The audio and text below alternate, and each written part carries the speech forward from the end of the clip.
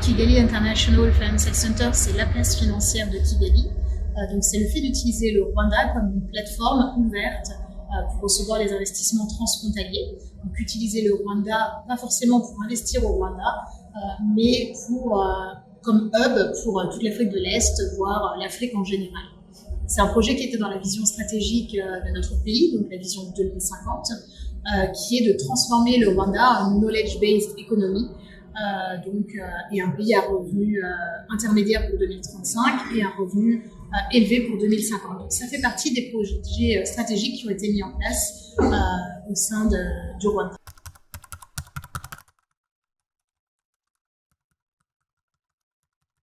On a fait de très grands progrès depuis 3 ans et demi. Nous avons commencé avec le centre financier. Tout d'abord, nous avons réformé 19 lois qui aujourd'hui sont sur le code des investissements en place. Donc réformer, amender, créer des nouvelles lois, tout ça pour être réglementaire aux standards internationaux. C'est quelque chose qui est très important pour le centre financier de pouvoir avoir les meilleurs standards internationaux et d'être vraiment réglementaire. Deuxièmement, nous avons mis en place une taxation qui est très attractive pour un certain nombre d'activités que nous avons jugées prioritaires pour le développement de notre écosystème, pour le développement du Rwanda. Et ces activités ont besoin d'un minimum de substance pour pouvoir justement bénéficier de cette taxation attractive. On travaille aussi sur tout ce qui est renforcement des compétences.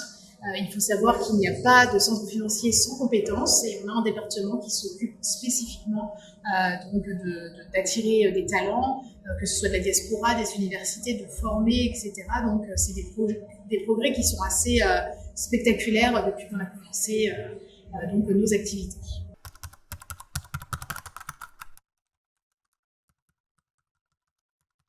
On a organisé le Inclusive FinTech Forum, c'est la première édition, comme vous le mentionniez. Le but, c'est vraiment de focus sur les FinTech en Afrique, de se positionner nous-mêmes comme la place, la maison des FinTech en Afrique. C'est donc un événement qu'on co-organise avec Elevendi, qui est le Fonds monétaire de Singapour et qui est donc un partenaire pour cet événement.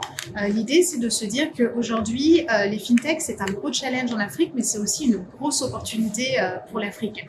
Donc, comment faire? On a des jeunes entrepreneurs qui ont des brillantes idées, il y a les plus grosses fintechs sur le continent.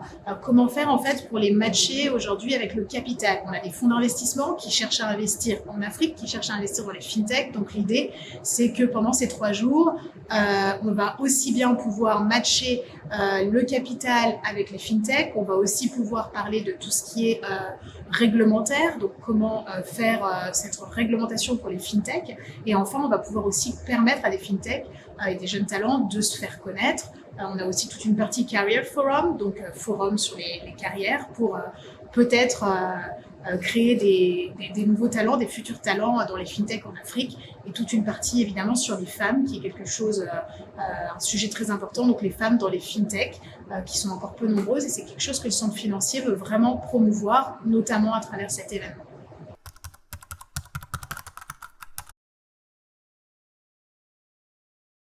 Les régulateurs ont un très grand rôle à jouer au niveau des fintechs. Donc aujourd'hui, au Rwanda, par exemple, on a créé une Sumbox, c'est-à-dire c'est un parcours par lequel vous pouvez passer pour pouvoir être régulé le plus rapidement, mais aussi le plus efficacement possible. Le but étant, par exemple, au Rwanda aujourd'hui, si vous demandez une fintech, d'avoir une licence pour une fintech, vous pouvez l'avoir sous 3 mois. On a donc un régulateur qui est la Banque centrale. Mais on sait que ce n'est pas le cas aujourd'hui dans tous les pays en Afrique et que c'est parfois difficile d'aller sous tout ce processus de régulation. Et c'est un challenge pour l'Afrique. Et c'est un challenge que nous, au Rwanda, aujourd'hui, on est capable de relever avec justement des régulateurs qui comprennent le marché et qui sont là pour travailler main dans la main avec les fintechs. Donc, définitivement, les régulateurs, les banques centrales ont un rôle clé à jouer dans le développement des fintechs.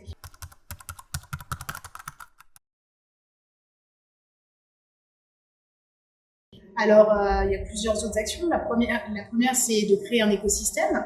Donc, on est en train d'attirer et on veut attirer encore plus d'incubateurs, d'accélérateurs.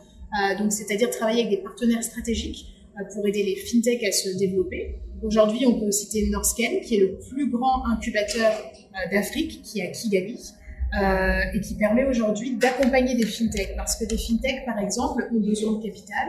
Et pour avoir cet accès au capital, il faut être investment ready, comme on dit en anglais. Donc, il faut être prêt.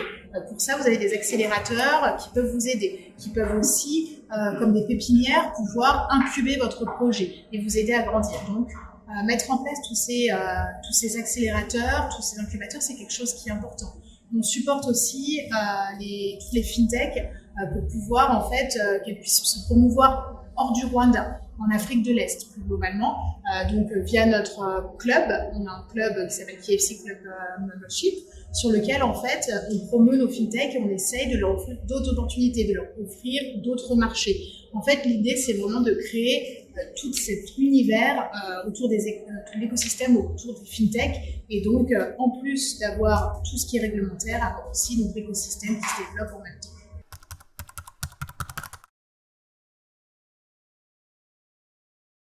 Toutes les fintechs d'Afrique qui veulent tester leur concept au Rwanda, pour utiliser le Rwanda comme un pays pilote.